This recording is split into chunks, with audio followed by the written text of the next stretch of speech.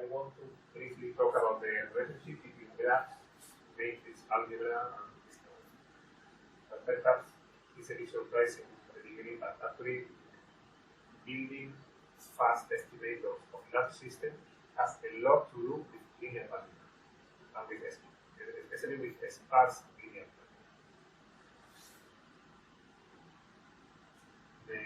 We will see the motivation specifically because we will need to linearize problems.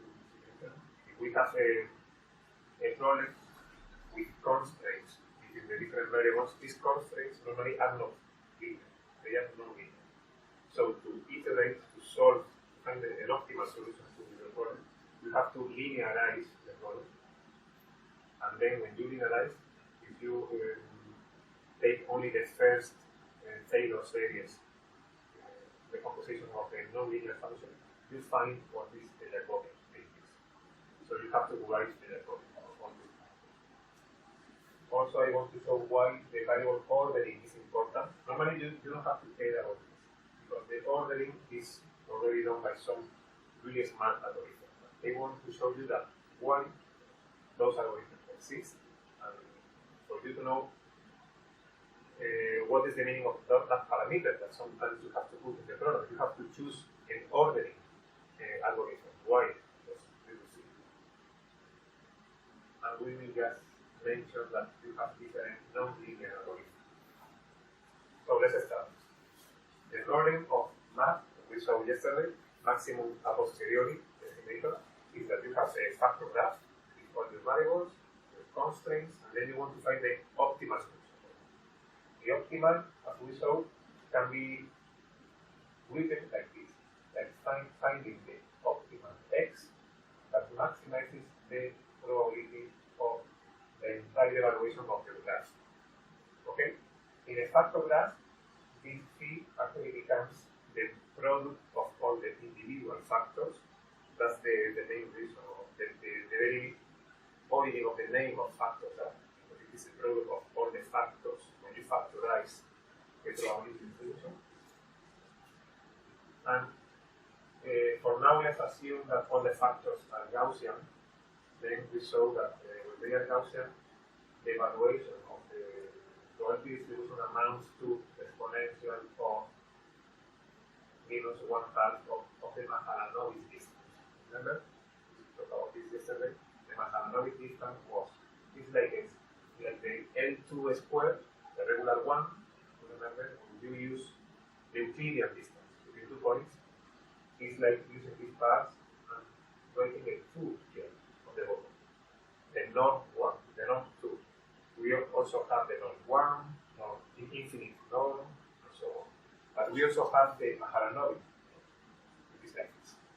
It just takes the difference between the prediction of the system with the observations, but measured not in L2 in Euclidean distance, but taking into account the covariance of the observation. Basically, how much do you trust all the different components? This operation also summarizes and takes away the units of your problems. Imagine that you have measurements that some of them are in meters, other in radians, other in volts, whatever in pH, whatever. Then using this covariance matrix that has the strength factor of each unit. It's like the weight of each unit. Okay? So everything is unified into a number. So it's out that finding the optimal solution for a graph becomes a non-linear minimizing. But if you take, remember that we saw yesterday, maximizing the graph, saying that minimizing the negative log magnitudes. If you take logarithm, you get rid of the exponential. If you take the negative, you get rid of the minus here. So you have to minimize basically a non-linear squared function. It's a least squared here. A non-linear one of them. Because of the h. The h is a non-linear. He said each h sub I is a non-linear function. So to solve this, we have to iterate. There is no global solution for non-general solution for a non-linear. You have to. There are hundreds of papers of different methods. The standard solution is to linearize and iterate, okay, and solve the linearized version of the problem. So we linearize using this first order Taylor approximation. We take the h I e plus a small displacement is equal to the h evaluated at the center, which is the first guess of the solution, mainly the y guess, plus the Jacobian times the inference. This is basically the first order Taylor. With h being the matrix of all the partial derivatives, which is called the Jacobian. So if you write down this, you end up with something. So basically, this has the form of minimizing the problem like a, b minus a x. So this is basically a linear matrix of vertices, a column vector of unknowns. These are data. This is a column vector of unknowns equals b, a column of vertices. So as you know, you can solve this just by inverting the A matrix and multiplying the b, something like that. Okay. Only that here we have this. This is not yet a hidden distance. No. We have the analogic distance in the middle. Okay. Before that, we have to widen the errors, the individual errors. Widening means there's a bit here. If you have something like this p is the error, the individual error for this factor. With this, look at this, you have the sigma here. You're measuring using the covariance. Okay? You can expand this into this. This is actually equivalent. The sigma, or the analogic distance, actually is like this. We already talked this yesterday. It's the column vector transposed, so it becomes a row. Then you have the inverse of the covariance, this is a square matrix, and the column 1 times n times n times n times n times 1. In the end, you have 1 times 1. So you have a number. You have a square. The square is sort of like the square norm of the vector, using the technique of the sigma matrix. Okay? So instead of that, if you take this sigma and split the matrix into the square root of the matrix times the square root of the matrix, it's like the same. The square root of the matrix means, probably you never heard about that, it's like you are used to the square root of a number, I guess, right? So you have to make this like the covariance matrix, which is positive, definitely. Okay, you can always apply something which is called the Cholesky decomposition. The Cholesky decomposition is factorizing a matrix into the product of the lower triangular matrix times a log itself transpose. So it becomes this matrix is full. It has numbers listed different of zero everywhere. And you can factor it into a lower triangular matrix where everything here is zero in the upper right part times itself transpose. So you have zeros in the other part. Okay? So each one of these matrices can be think of the square of the original. So if you do that, you can split this linearly with the properties of multiplication. You can say that the analogic distance norm of E is equal to the regular CQ2 to the L2 norm of a modified vector. Of the vector modified pre-multiplied by the left by the square root of the series. It's like scaling the error. You take and scale each error component according to the sigma, and then you have a vector, which can be just the norm. You can use the regular, the L2. Okay, and now, like we say, you have a regular A, X, B, C, this square. This is the regular standard from the textbooks, this square. So, this happens for each iteration, for each time that you want to optimize a graph, you have to linearize, apply this, you reach a new point, you relinearize again, and so on, until converge, some solution. Okay? Actually, to solve this linear, this square, you can use the Cholesky decomposition, the QL position, there's different methods. Using the Cholesky, I just want to mention something.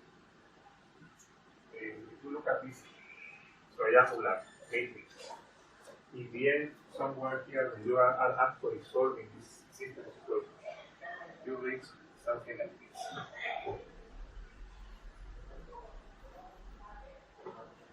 You reach something like this. Matrix that has zeros here, numbers in the lower part.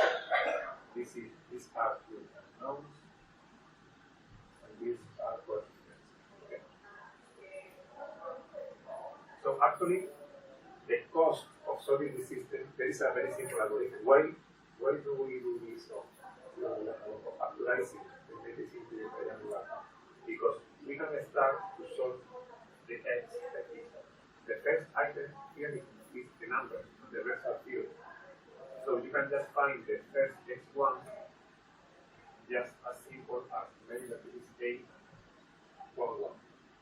The first equation, the first line is a 1, 1 times every other field times x1 equal b1. So the first unknown is simply x1 is b1 divided by x1. Then you replace the value for x1 here, and then you find the value for x2, and so on. So the cost is linear in n. It's not n squared as it will be here. Okay? The only thing that depending on how many numbers that you have here inside from 0, we have to make more operations. So the ideal case for us will be this to be a diagonal matrix, but it will never happen. But the less numbers is here, the better. Okay? And that's the key for the ordering algorithm that we will see. Depending on the ordering of the variables, we will have different things here in this thing. So it's not really relevant for a small program, but when you have like 100,000 variables, it's important. Okay? And later, just for you to hear the names, I will not get deeper into that. The kind of iterative algorithm that you can use to iterate, the most common ones are the Linear-Algebra, that's what you already know from numerical analysis, numerical methods, the Gaussian or the Doppler algorithms. And basically, the Linear-Algebra is like the standard solver that we will normally use the first time. Okay? The Linear-Algebra uses like a mixture between a Gauss-Newton solution. Gauss-Newton basically approximates the second order Taylor series of the nonlinear function. So it assumes that your error function is a paraboloid, and then using what is called the Hessian matrix, is the Jacobian, of course, that's the Jacobian. That gives you the shape of the paraboloid. So you can go from one solution near the optimal one to the bottom of the paraboloid, straight in one step, very quickly. Okay? The alternative is gradient depth. You can go following the gradient, but it is slower. It is slower when you are close to the end. But if you are really far and the approximation of the paraboloid is fast, it's better to go following the gradient. So the Linear-Algebra has the techniques to just for you to know, because later we will see MATLAB, the Linear-Algebra algorithm. For you to know what is that. Okay? Yes. So some example of the kind of matrix that we have. This is the case of matrix controlling. And we want these matrices to be as sparse as possible. Okay, because the sparser, the faster it will be solved. Because what I explained here, of just linear, this is called forward and back substitution. This is way of solving the linear.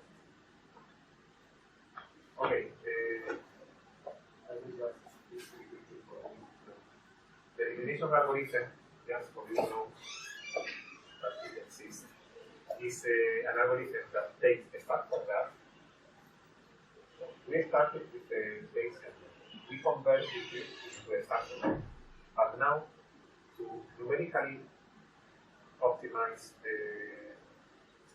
to find the solution to optimize the graph, it's more convenient to convert it back into a kind of Bayesian network, again with directed edges here, just to implement this solution, just to implement to find the order of the variables to make the substitution to the including optimization. Yes, giving a very simple thing. Okay, so there is an algorithm of how to transform this back into the Bayesian network, but you don't have to implement everything. It's already implemented in the library to use. Okay. Just for you to hear about that. So the most important cost of solving a problem like this is variable ordering. Imagine that you have a process, or a process like, I don't know, we will try to simulate like heavy production into a container. We have to we want to make a model of how each part of the reactor interact with the other. You have a mechanism, so each part of the mechanism is connected to the neighboring one. Okay? So the pattern of connection is very clear.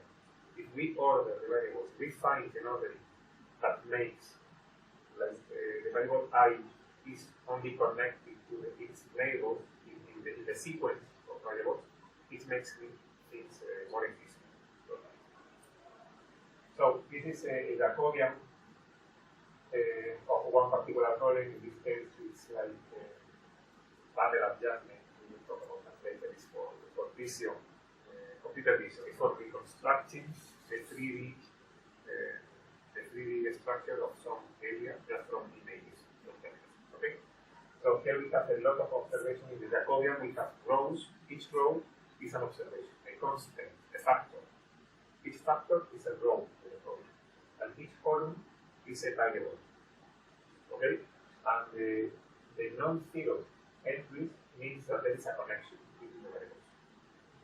Basically. So the blue dots means that each variable is connected to this neighboring by means of that observation.